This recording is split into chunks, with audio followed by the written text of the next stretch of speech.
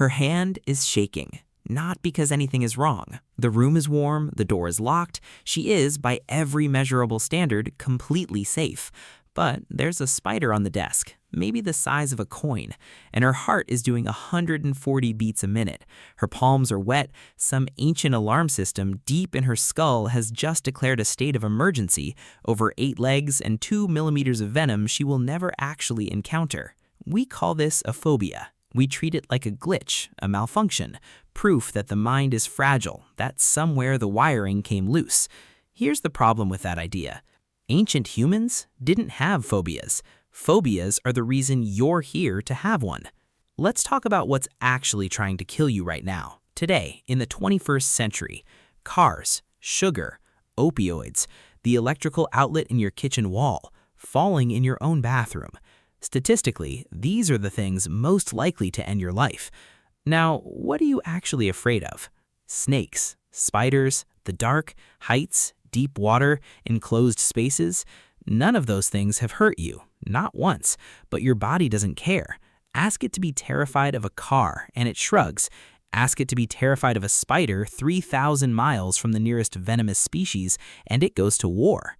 Psychologist Martin Seligman had a name for this mismatch. He called it preparedness theory, the idea that we're not born with a blank fear slate that gets filled in by experience, we're born preloaded. Certain threats come factory installed, wired in before we've had a single bad encounter with them. And the reason why is written into the last few 100,000 years of your bloodline. Picture the savanna, not the postcard version, the real one. Tall grass, poor visibility, a rustle that could be wind or could be a snake. 2 early humans hear that rustle. One stops to think about it, weighs the odds, considers the evidence. The other doesn't think at all. Their body has already jumped backward before the thought snake has even finished forming in their skull. The gap between those 2 reactions is about 100 milliseconds, 1/10 of 1 second. That's not a lot of time. It's also the exact margin between a bloodline that continues and one that ends in the grass that afternoon. The thinker is dead. The flincher has children.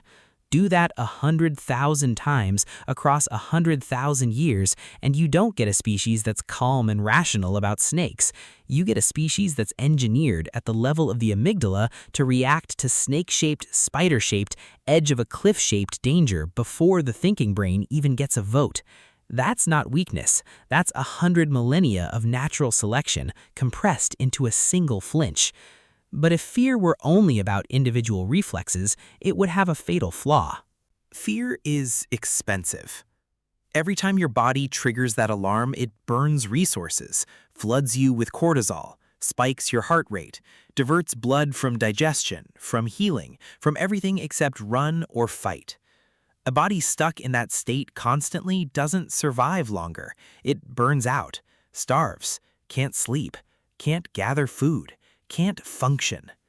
So a population that panicked at everything, all the time, wouldn't outsurvive a population that panicked at nothing. It would collapse under its own alarm bells. Which means early humans needed something smarter than raw panic.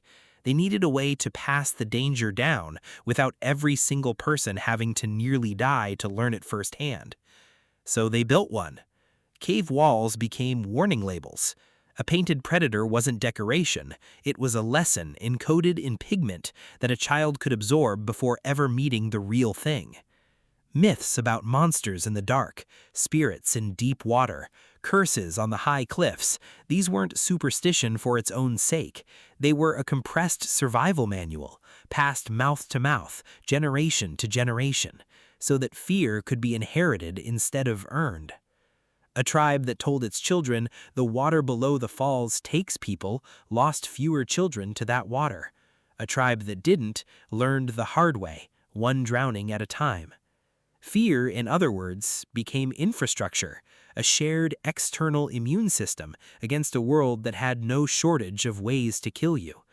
And that system worked, beautifully, for roughly 300,000 years. Then, very suddenly, on the timescale evolution runs on, the world it was built for disappeared. Here's the twist nobody tells you. That exact same wiring, the amygdala hijack, the 100-millisecond flinch, the inherited dread of open water and tight caves and things that rustle in the grass, is still fully installed, running in the background, in you, right now. Except you don't live on a savanna anymore. You live in a climate-controlled apartment with a locked door, a full fridge, and a phone that can summon help in seconds. The predators are gone. The cliffs have railings. The deep water has lifeguards. The software didn't get the memo, so it goes looking for something to attach itself to, and it finds substitutes. The ancient terror of being cast out of the tribe, which on the savanna meant almost certain death, becomes the modern dread of being unliked, unfollowed, left on red. The terror of the dark cave with no way out becomes the elevator door sliding shut. The vigilance that once scanned the grass for snakes now scans a crowded room for judgment, for embarrassment, for rejection. None of the danger is real anymore. All of the alarm still is. That's not a broken brain. That's a perfectly preserved one. A survival system so well built it never got the update, still standing guard over a war that ended thousands of generations ago. So go back to her, hand shaking, heart at 140, a 2-millimeter spider on a desk in a locked, warm, entirely safe room. She's not malfunctioning, she's carrying an inheritance.